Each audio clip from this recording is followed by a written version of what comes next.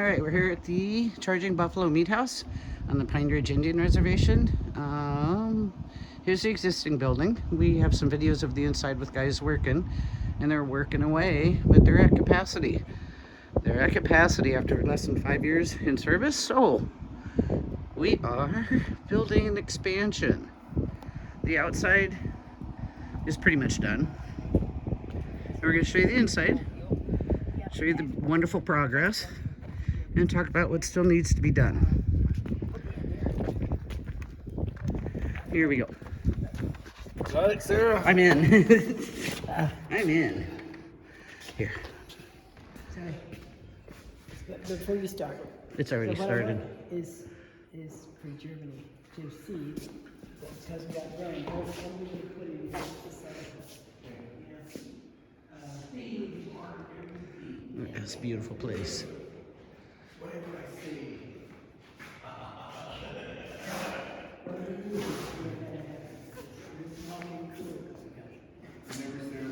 I'm ready. We're live. We're live. We're live. Okay, so this is the expansion project. Down here on this side is the skinning and entry room for when the animals come in. There'll be a chute down there for the animals to be humanely harvested. Then they get lifted up. So we need a hoist as high as that ceiling, as close as we can get it. And then because we're gonna use a tide pooler, and then after that the animal gets washed and zero tolerance, no hair, no grass, no contamination whatsoever, blood, everything's cleaned. Then it gets sawed in half, and then it'll go in this side of the room, and it'll go onto another rail, and then it'll go into the walk-in cooler, which is going to be on the outside of the building, and it'll be about as level as this floor. The cooler will sit outside, and once the animal goes through the cooler, it'll come. This is the cutting floor area. And there will be a wall right here, and a 3-sink system, janitorial area, restroom. Right up there is where you're standing is like a break room. Right here is the office. So whenever you come in the door, there will be a doorway here. And right here will be an office.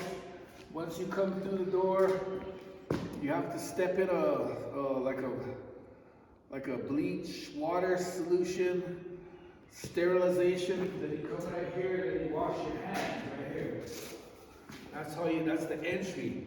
Then the animal will come in over here, and then we'll start breaking it down here onto a table, and it'll move down this way. You'll debolt it, cut all your cuts off of it. And I'm thinking the meat grinder will be on this side, and a meat saw right in here somewhere. And these will all be cutting tables, dehydrator, sausage stuffer, all kinds of equipment for meat prep. And then when it's all done and mixed, let's say we made sausage and all that stuff, and then it goes through the door right there. There'll be a door right there that goes, and then it'll go back into the other room, and that will be the wrapping and packaging area. And then it'll go into a freezer, walk-in freezer. And then that product is now done, and it'll, whenever it's time to either purchase it or give it to the folks in need or whatever we're gonna do with it, it'll come out of the freezer and out into the current building. So that's kind of the route, and what we're needing is the walls, the insulation, the walk-in coolers. The walk-in coolers to this building are going to be kind of magnitude coolers, big. So that's to me the toughest part. The crane system, stuff like that, and there's various other equipment and stuff, but most of the equipment from the other building will come over here. Some of it will be still good. I mean, used over here. Some of it you're gonna need upgraded Yeah, though, some of too, it's gonna aren't have to you? be upgraded. Yeah. Because when we got it, it was, you know, it was kind of bare funds skinning by. Yeah. So yeah, that's about it. That's about it though. Bigger equipment, you know, too. I mean, a lot of the stuff they have is they've outgrown everything.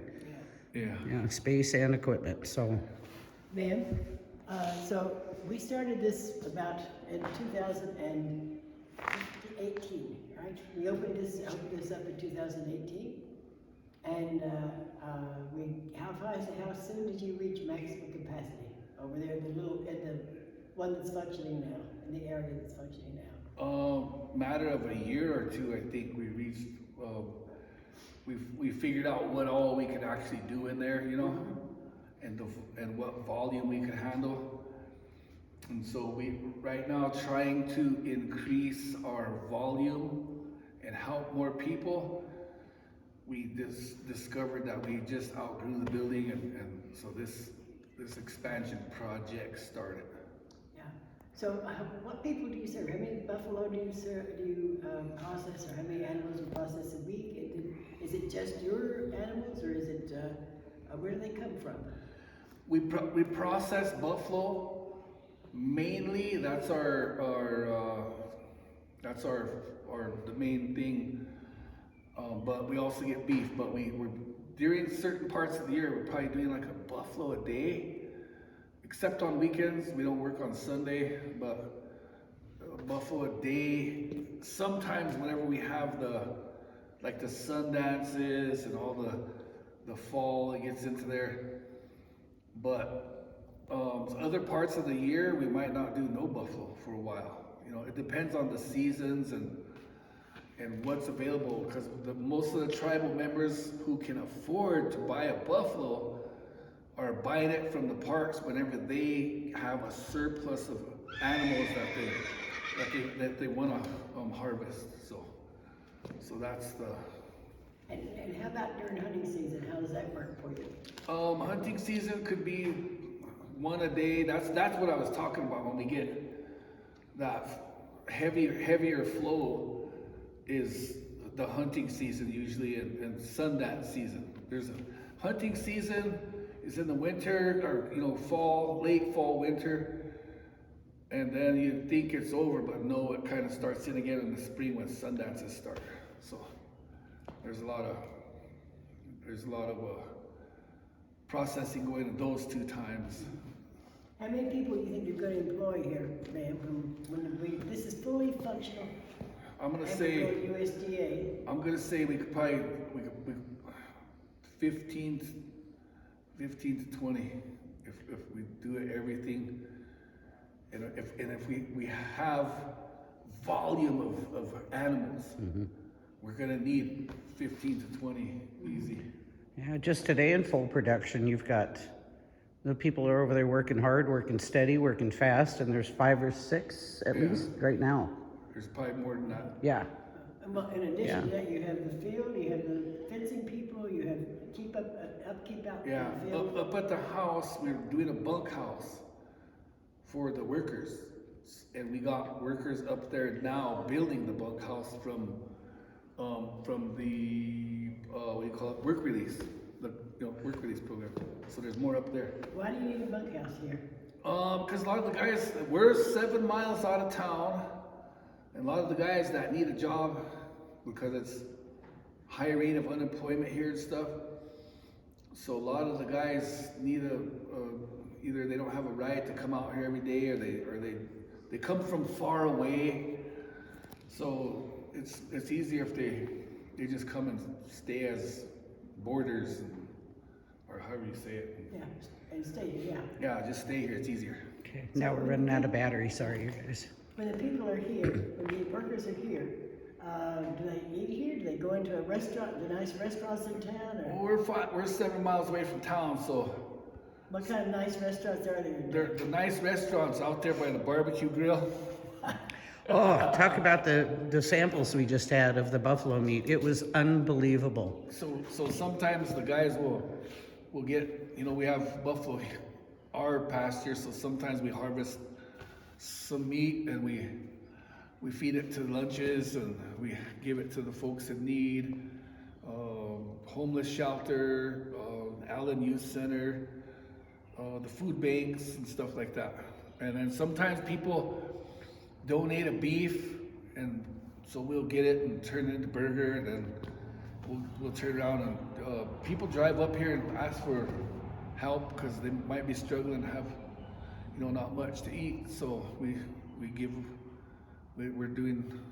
giving out help too, you know. That's that.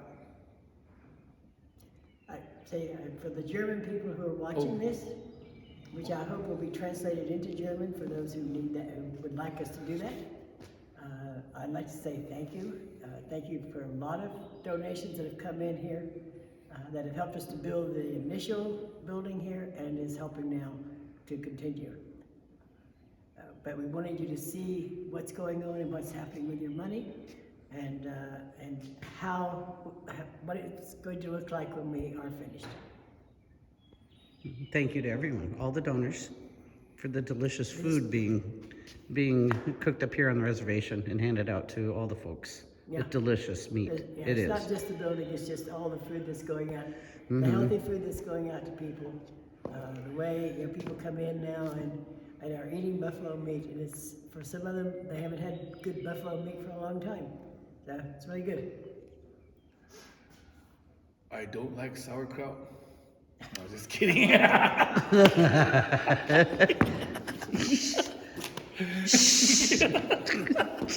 We like buffalo. We're gonna have to get you some. You're gonna have to erase that one. No, no. Yeah, I tell you what. All right. Yeah. Bye. Okay, we're good. Thanks, everybody.